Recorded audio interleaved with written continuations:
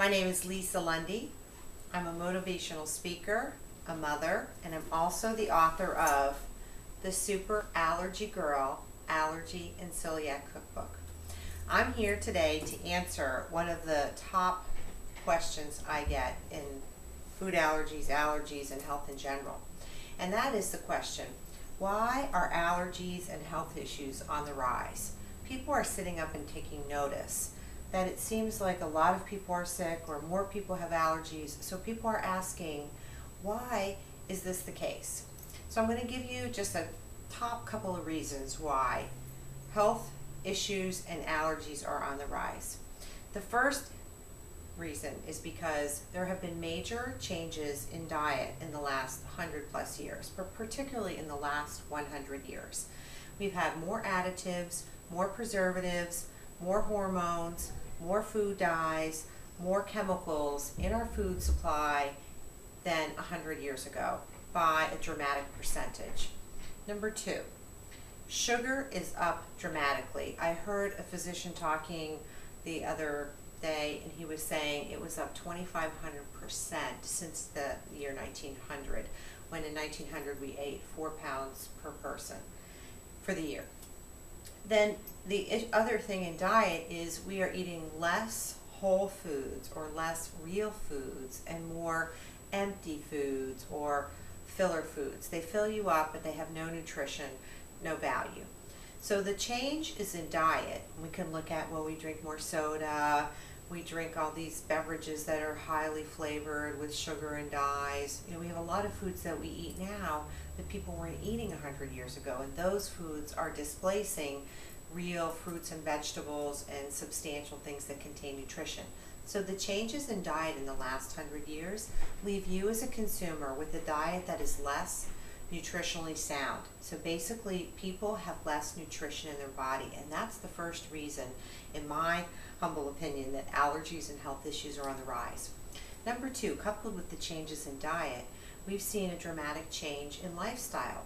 When I say lifestyle, I mean two things. One, exercise. About 100 years ago, the Ford production team was just starting to get into mass production. I think it was 1908 that the first Ford car was actually manufactured. So people were not, transportation wasn't what it was today, and so people had a lot more walking, they had a lot more physical exercise, which is good for the body for many physiological reasons.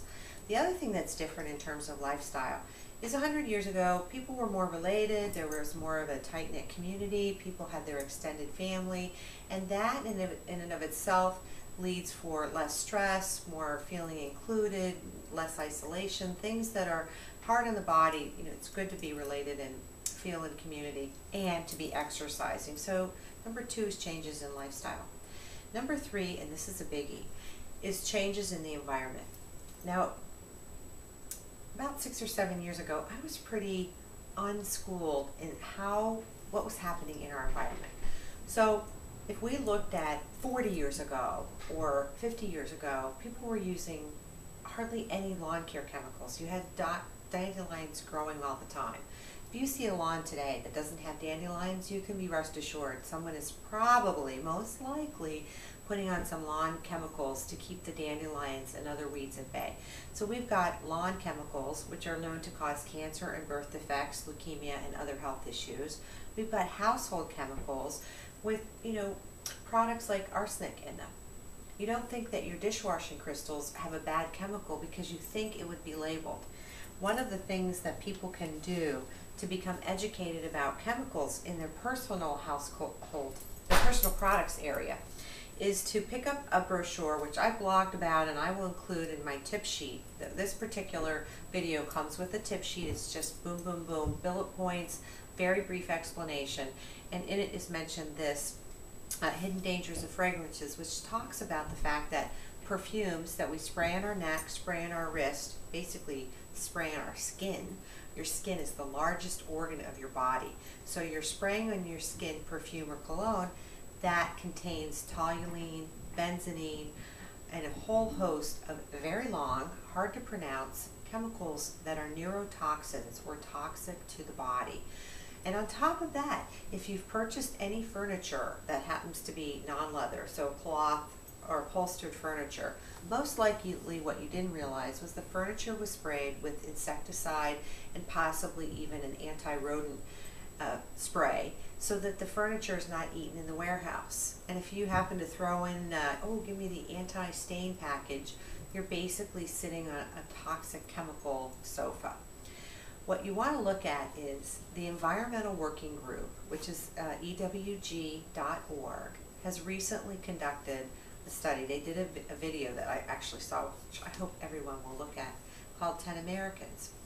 They studied the newborn umbilical cord blood for 10 babies and found that those 10 babies' cord blood, the blood from the umbilical cord, contained over 287 man-made chemicals. That's 287 man-made chemicals in a brand new baby's body. That, I'm clear, was not happening 100 years ago, and that also has an impact on health and well-being. So we have a lot of different issues.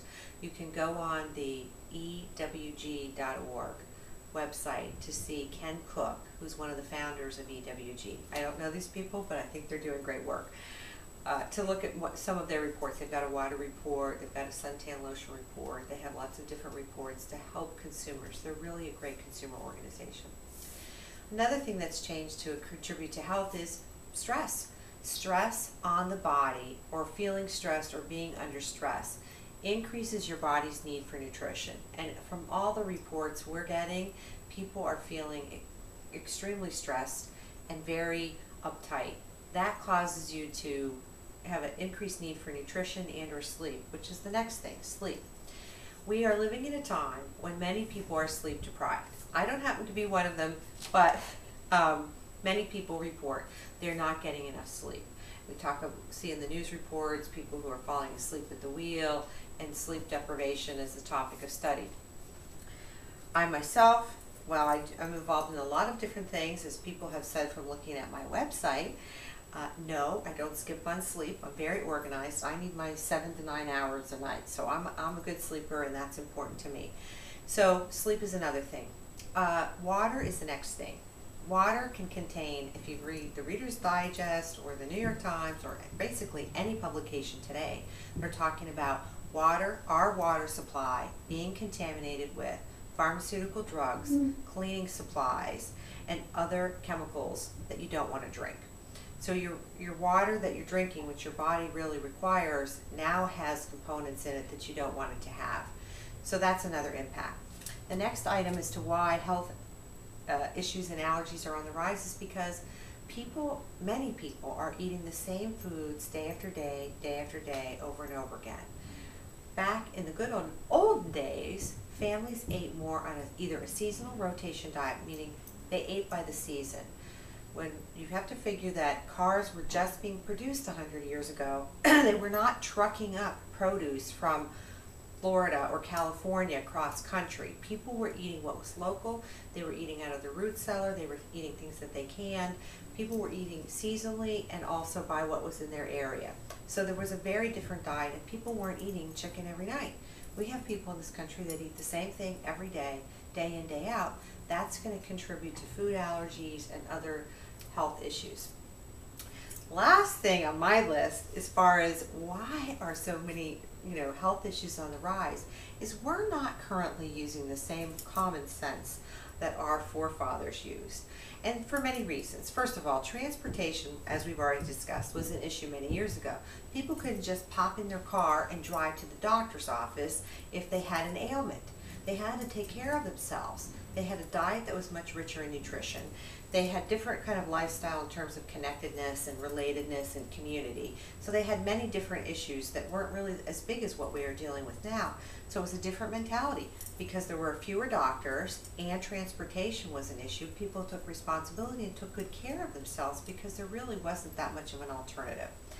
So the bottom line is there are many reasons why both allergies and health issues are on the rise.